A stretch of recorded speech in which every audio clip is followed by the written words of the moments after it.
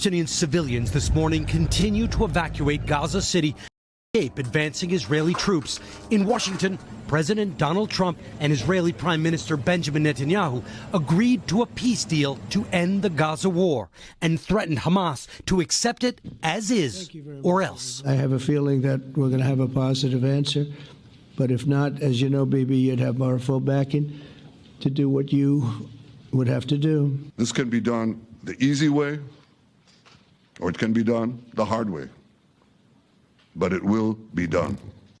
The plan calls for Hamas to release within 72 hours all of the remaining hostages it kidnapped nearly 2 years ago.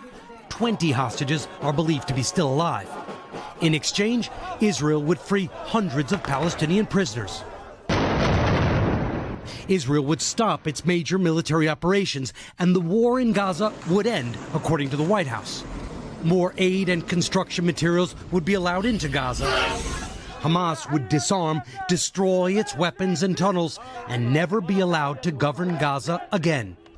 Instead, Gaza would be managed by a technocratic, apolitical Palestinian committee and a still-to-be-created international security force overseen by a so-called Board of Peace, with President Trump as chairman and former British Prime Minister Tony Blair playing a central role.